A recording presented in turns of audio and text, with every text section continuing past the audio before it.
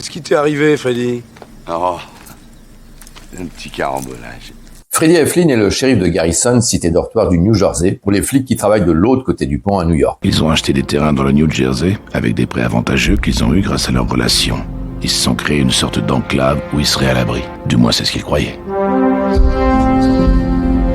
Freddy n'est pas un vrai flic, en raison de son handicap. Il est sourd d'une oreille à la suite d'un accident survenu au cours d'un acte héroïque dans sa jeunesse.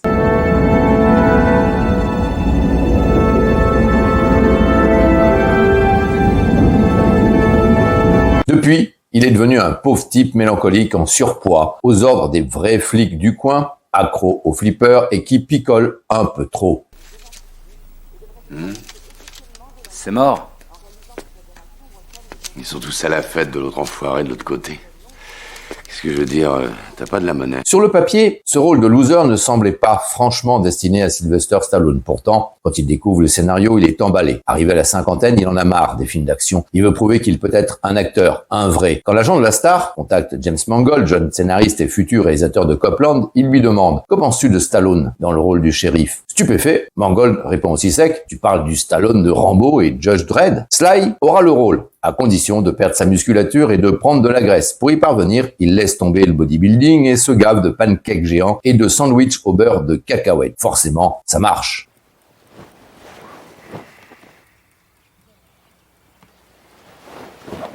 Durant cette prise de poids entre 15 et 20 kilos, la star vit mal le regard des autres et se dédouane en disant « c'est pour un film ». Lui-même a du mal avec son image dans le miroir, mais il finit par l'accepter et ne plus se justifier du tout. Grossir n'est pas le seul défi qu'il doit relever pour ce rôle. Freddie Eflin est sourd d'une oreille et l'acteur se prépare en fréquentant une école pour sourds et malentendants à New York. Il découvre là les difficultés quotidiennes des personnes qui ont ce handicap, leurs particularités, ce qui lui permet d'incarner au mieux son personnage. Tu lui as pas sauvé la vie à cette fille? T'as plongé, t'as carrément risqué ta vie pour sauver cette nana de la noyade et résultat, tu te retrouves sourdingue. D'une oreille. D'une oreille.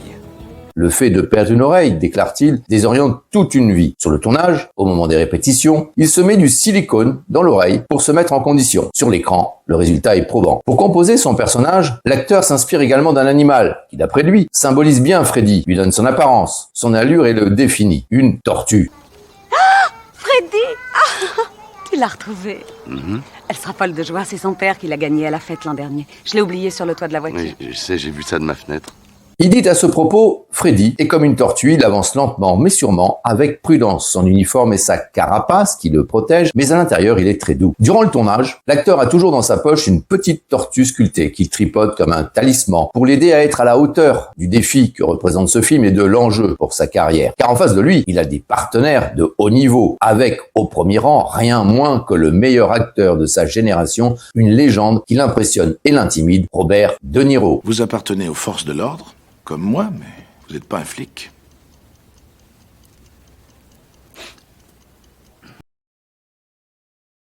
Le conseil juridique de la mairie me casse les couilles avec cette histoire.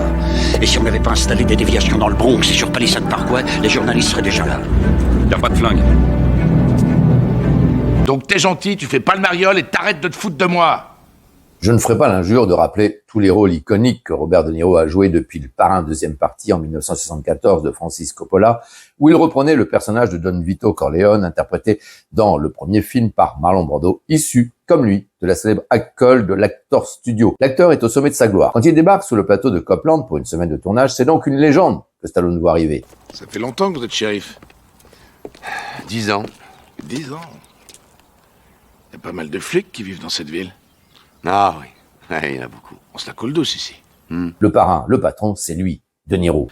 Ôte-moi d'un doute, tu nous prends vraiment pour des cons, hein? Sly l'observe à distance sur le moniteur quand il joue sa première scène. Impressionné, il déclare « Bon, je vais retourner dans ma caravane et prendre un Valium ». Dans le film, De Niro interprète le lieutenant Mo Tilden de la police des polices. Il enquête sur la mort de 2 hommes dont s'est rendu involontairement coupable Murray Babbitt, surnommé Superboy, et supposé s'être suicidé en sautant du pont pour échapper à la justice. Putain de saloperie d'enculé! Léo, il a sauté! Il s'est jeté du pont! De Niro, davantage habitué au rôle de gangster, en particulier sous la direction de Scorsese, est donc ici du bon côté de la loi, contrairement à la bande de policiers ripoux, dirigée par Ray Dunland, qui règne sur Garrison, et interprétée par Harvey Keitel. Je suis désolée, je dois vous demander votre permis de conduire. On est dans une zone scolaire.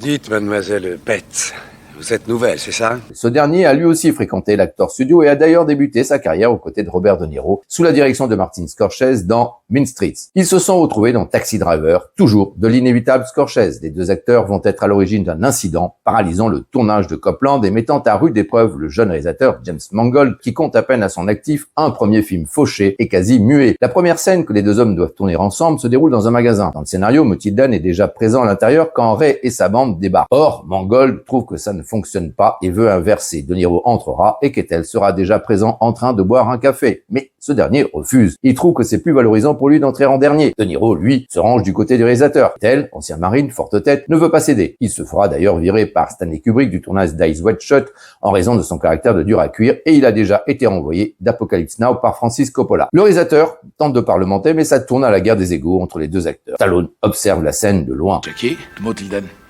Salut. Motilden. Salut. Tranquille à Gonda. Quel commissariat? 37e. Depuis quand? Les discussions se poursuivent durant des heures. Stallone part déjeuner. Quand il revient, rien n'a évolué. Il aurait même eu le temps, dit-il, d'aller se faire un lifting. La journée s'achève. Le lendemain, Mangold fait enfin preuve d'autorité et impose sa vision à Kettel. À bientôt.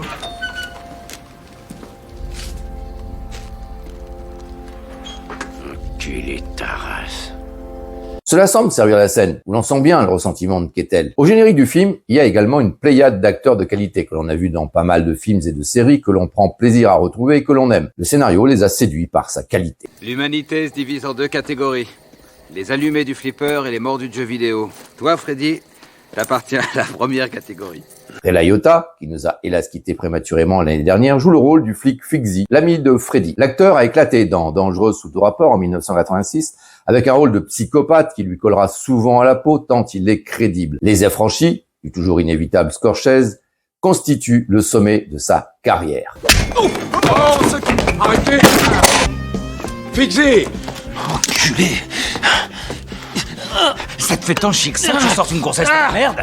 Ray Liotta n'a pas trop simulé dans cette scène. L'acteur qui subit sa rage et qui s'en souvient encore, c'est Robert Patrick, l'inoubliable adversaire de Schwarzenegger dans Terminator 2. Le T-1000, c'était lui. Malgré de grandes qualités et un charisme indéniable, il n'aura pas une carrière à la hauteur de son talent. Oh, ça suffit comme ça. Vas-y, tire, tu vois! Rends-moi ton flingue, bourricot! Lucide, il le reconnaît lui-même. Il faut bien gagner sa coûte, dit-il. J'ai rien à voir là-dedans, moi. Je suis pas contre la loi du talion, mais je laisse ça au Tout-Puissant. Je serais plutôt Gandhi. Il n'est fier que d'une poignée de films qu'il a tournés, parmi lesquels Walk the Line, toujours sous la direction de Mangold, et bien entendu Copland, où il est le bras droit de Ray. Il résume très bien l'ambiance du tournage. Quand on a vu l'implication de Sly sur le plateau, dit-il, tout le monde voulait se surpasser. Ça, c'était un flic! Ça suffit! Lâche-le maintenant, Fixie! Rentre chez toi! Ce supercast compte également Peter Berg. Viens donc déboutonner ma braguette, viens chercher mon petit Joey à pleine bouche, mords-le et pète-toi les dents. Va chier, coup de Je mode. t'emmerde. Dans le rôle du sergent Joseph Joey Randon, le séducteur de la bande, qui passera ensuite à la réalisation surtout de films d'action avec Mark Wahlberg. Dans cette galerie ultra virile, on notera John Spencer, qui s'illustrera de 99 à 2006 dans la série À la Maison Blanche. Parce que si j'étais pas là, ces enculés te foutraient illico en cellule à pourrir. Celle de Michael Rapaport, qui interprète Superboy, vu dans True Romance de Tony Scott. Salut Superboy. C'est mon pote. C'est mon pote. Celle d'Arthur J. Nascarella, habitué au rôle de truand, vu dans Les Sopranos comme une partie du cast d'ailleurs, qui campe ici un flic ripou. T'as oublié? Mais tu lui dois ton boulot à Red Land. Et pour compléter ce tableau, Frank Vincent, un habitué de Scorsese, dont l'ombre plane décidément sur ce film. Vincent Lassaro, je te présente le shérif Freddy Heflin. Vous faites de l'excellent boulot, je tenais à vous féliciter. Enfin, dans le rôle de l'adjoint de Freddy, tout aussi calme que lui, on trouve Noah Emmerich, qui a débuté dans Truman Show de Peter Weir. Il dit que tant que les pièces seront pas là, il n'en sait rien. C'est pas grave, il y a l'autre voiture. Ce casting haut de gamme et très masculin laisse malgré tout une petite place aux femmes. L'adjointe de Freddy, c'est Janine Garofalo, une humoriste qui ne fera pas une grande carrière et qui a des discussions politiques animées avec Sly sur le plateau. Avec toi, le moindre fait divers a des allures de complot national. L'espace de quelques scènes, Cathy Moriarty vient irradier la pellicule dans le rose de Rose Donlan, épouse de Ray. Et si je te disais que je sais pas d'où elle sort, cette poubelle? Elle a débuté au cinéma avec une première apparition qui nous a durablement cramé la rétine dans Raging Bull, et oui, forcément de Martin Scorsese, où elle interprète la sublime épouse de Robert De Niro, alias le boxeur Jack LaMotta, extrêmement jaloux à tort. Dans Copland, elle est donc la femme de Ray Dunlan, alias Harvey Keitel, qui la soupçonne également de ne pas lui être extrêmement fidèle, et il n'a pas complètement tort sur ce coup-là. Nous recommandons ton âme à l'infinie miséricorde de Dieu. Enfin, dans le rôle de Liz Randon, l'épouse de Joey, ex-petite amie de Freddy, Annabella Sciorra, vue dans La Manière Forte et Jungle Fever, apporte toute sa sensibilité à son personnage. Pourquoi est-ce que tu ne t'es jamais marié, Freddy? Ces scènes avec Stallone illuminent l'écran. Parce que les meilleures étaient prises.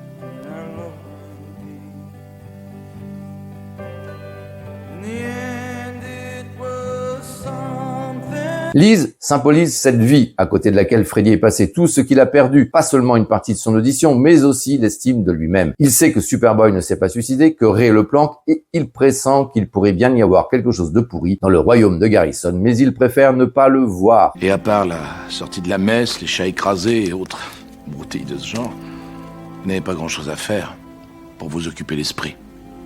On est, c'est vrai, très loin à ce stade des personnages interprétés jusqu'alors par Sylvester Stallone. Pourtant, quand je vous regarde, shérif, je vois un homme qui ne demande qu'à agir. Superboy commence à devenir gênant et ceux qui l'ont jusqu'ici protégé ont décidé de lui faire la peau.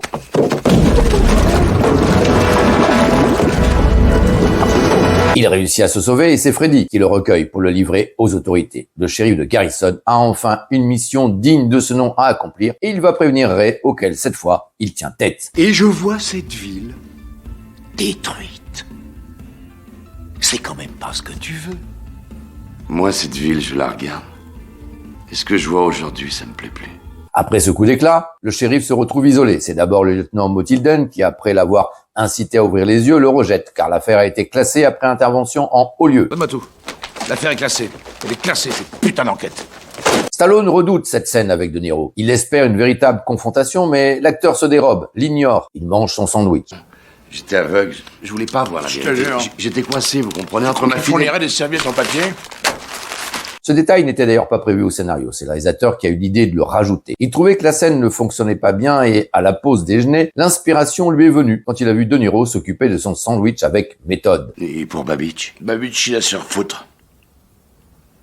Problème pour Stallone. De Niro s'occupe encore moins de lui. Or, il a besoin d'avoir sa réaction. Alors, il va la chercher en improvisant. Il prolonge la scène. De Niro, qui demande toujours à laisser tourner la caméra, se prête volontiers au jeu et face à l'insistance de Sly Freddy, finit par céder et s'énerver. Cette décision que j'ai prise, écoutez-moi, bordel de Dieu, je vous ai donné une chance parce que c'était encore possible alors d'agir en flic responsable. Et vous l'avez bousillé! C'est ensuite son adjointe qui l'abandonne. Puis son amour retrouvé et de nouveau perdu. Et si c'était elle, au fond, qui est passée à côté de sa vie? Tout ce qu'il voulait, c'était qu'on puisse mener une vie tranquille. De quel droit est-ce que tu le condamnes? Même si t'es rentré dans ses pantoufles. Parce que c'est ça que t'es en train de faire, je te signale. Les autres flics du coin, aux ordres dorés, se détournent de lui, voire le menacent. Tu vas en prendre plein la gueule, Freddy. Tu t'y attendras pas et tu sauras pas d'où ça vient. Mais tu vas souffrir. Rappelle-toi bien ce que je te dis et dis-toi que je t'ai à l'œil. Freddy héberge son ami Fixie depuis que la maison de ce dernier a été mystérieusement incendiée et a provoqué un drame. Mais même lui le lâche. Au moment où Freddy, soudain devenu lucide, se rend compte que son ami n'est pas très clair lui aussi. C'est la goutte d'eau qui fait déborder le vase et pour la première fois depuis le début du film, après 1h30 de métrage, Stallone élève la voix. Même ton ami Tonnet, tu l'as laissé tomber quand il avait besoin de toi. Fix! Je vais retrouver Superboy et je vais le livrer. Et pour une fois, tout le monde dans cette ville devra dire la vérité. C'est même lui qui jette Fixie. Stallone is back. Vas-y! Fous le camp, Fixie! C'est au tour de son adjoint de s'effacer, comme dans la plus pure tradition du western, tendance le train sifflera 3 fois, avec Gary Cooper, ou 3h10 pour Yuma, avec Van Heflin, qui donne son nom au personnage de Freddy, référence volontaire de Mangold, qui signera d'ailleurs le remake de ce film en 2007 avec Christian Bale et Russell Crowe. Donc, comme dans la plus pure tradition du western, le shérif est désormais seul contre tous. Pas tout à fait seul, il a son fidèle fusil avec lui.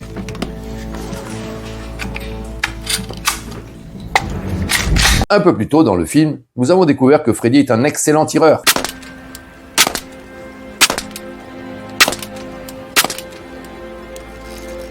Et merde.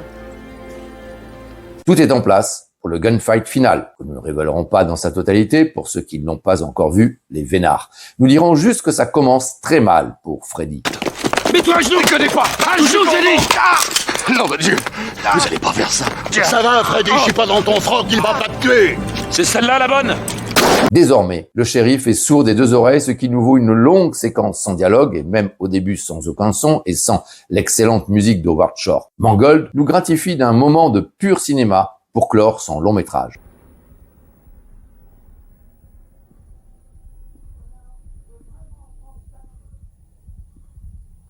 Avec Copland, Stallone, à l'image de Freddy, a retrouvé l'estime de lui-même en tant qu'acteur. Sa performance est à juste titre saluée par la critique. Le film est une réussite artistique, mais même s'il n'est pas un échec financier en raison de son budget d'à peine 15 millions de dollars, une paille, ses résultats au box-office, 45 millions aux USA, 64 en tout dans le monde et à peine plus de 500 000 entrées en France sont décevants et sonnent le glas de toute réelle ambition d'acteur pour Sly. Après ce film, il restera 3 ans sans tourner, à part des apparitions anecdotiques, et connaîtra une traversée du désert de 9 ans. Il renaîtra de ses cendres grâce à Rocky Balboa, qu'il réalise en 2006. Aujourd'hui, à 77 ans, il est toujours là pour notre plus grand plaisir. Mais, comme il l'a dit dans le récent documentaire qui lui est consacré sur Netflix, il a des regrets. Sans doute regrette-t-il que Copland n'ait pas rencontré le succès qu'il méritait et donné une autre orientation à sa carrière.